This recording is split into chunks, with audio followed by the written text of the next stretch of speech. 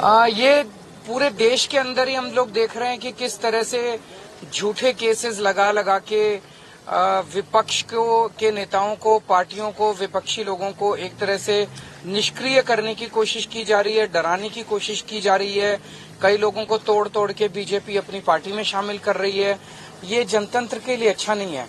एक तो ये है। दूसरी बड़ी बात जो मैं देख रहा हूं वो ये कि केवल नेताओं को, विपक्षी नेताओं को टारगेट नहीं किया जा रहा।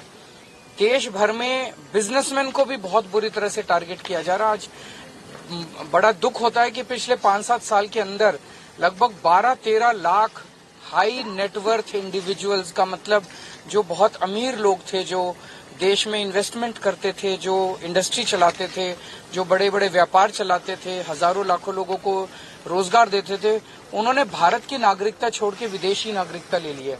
वो भारत छोड़ के चले गए हैं, अपने बिजनेस यहाँ पे बंद कर दिए हैं। उनके पीछे भी ईडी छोड़ रखी है, उनके पीछे इनकम टैक्स छोड़ रखा है, सीबीआई छोड़ रखी है। ये पूरे देश के अंदर जो डर का माहौल पैदा किया हुआ है, केवल पॉलिटिक्स में नहीं, बिजनेस में, व्यापार में, इंडस्ट्री में, जो पूरे देश के अंदर एक डर का माहौल है, ये देश के लिए अच्छा नहीं है। देश तरक्की नहीं कर सकता। हम चाहते हैं कि हम चाइना से कंपटीशन करें। चाइना से कंपटीशन कैसे करेंगे? चाइना में घर घर में इंडस्ट्री चल रही है। हमारे यहाँ तो जो बड़ी बड़ी इंडस्ट्री है उनको ही नहीं चलने दे रहे, उनको सबको बंद करते जा रहे हैं। सबके पीछे एजेंसी छोड़ रखी है। ऐसे एजेंसी का गेम खेल के देश तरक्की थोड़ी करेगा। हमें तो वो सारे स्टेप्स उठाने हैं जिससे बिजनेस खूब तरक्की करे, व्यापार खूब तरक्की करे, इंडस्ट्री खूब तरक्की करे। भय का माहौल खत्म होना चाहिए, तभी तो देश आगे बढ़ेगा। राहुल गांधी की जब सदस्यता गई आपने खुलकर सपोर्ट किया, लेकिन जो संजय सिंह के मामले में कांग्रेस जो है शर्तों के साथ ना करे क्या फर्क पड़ता है? देखिए, पूरा का पूरा इन्होंने हमारी इतनी जांच करा ली, कुछ निकला। बस घोटाला बोले, बस घोटाला हो गया, कुछ नहीं निकला उसमें, सारी जांच करा ली। बोले स्कूल के क्लासरूम बनाने में घोटाला कर दिया, सारी जांच करा ली, उसमें कुछ निकला। फिर बोले बिजली का घोटाला हो गया, इतने 1000 करोड़ रुपए का, उसमें कुछ नहीं निकला। फिर बोले सड़कों के बनाने में घोटाला हो गया, उसमें कुछ नहीं निकला। पानी का घोटाला हो गया, उसमें कुछ नहीं। अब ये धीरे धीरे पता चल रहा है, कल सुप्रीम कोर्ट की सुनवाई आप सब लोगों ने सुनी कि ये पूरा शराब घोटाला भी फर्जी है। मैं तो शुरू से ही कह रहा था कि 1 पैसे का कोई लेन देन नहीं हुआ। जज कल बार बार पूछते रहे, कोई तो दिखाओ, 1 पैसा तो दिखाओ, कहीं सबूत तो दिए। एक सबूत नहीं है इनके पास, एक सबूत नहीं है। तो पूरा का पूरा शराब घोटाला फर्जी है। थोड़े दिन के अंदर ये शराब घोटाला बंद हो जाएगा, एक और ले आएंगे।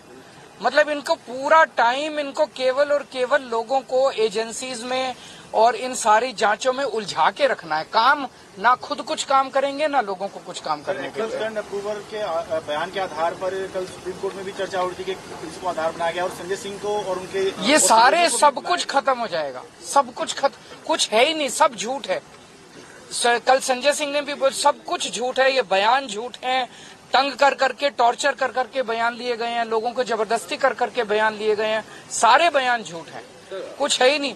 लेकिन मैं तो ये कह रहा हूँ, अभी तो ये देख लेना, थोड़े दिन में शराब घोटाला खत्म, कहेंगे शराब घोटाले में कुछ नहीं मिला, फिर एक और नया ले आएंगे। कोई अंत थोड़ी है। नीयत खराब है इन लोगों की, काम करने नहीं देना चाहते। दिल्ली में इतने काम हो रहे हैं, आप भी काम करो ना। आपका बड़प्पन इस चीज में है कि केजरीवाल ने 1000 स्कूल बनाए, आप 2000 स्कूल बनाओ, आप 5000 स्कूल बनाओ। आपका इस चीज में बड़प्पन है।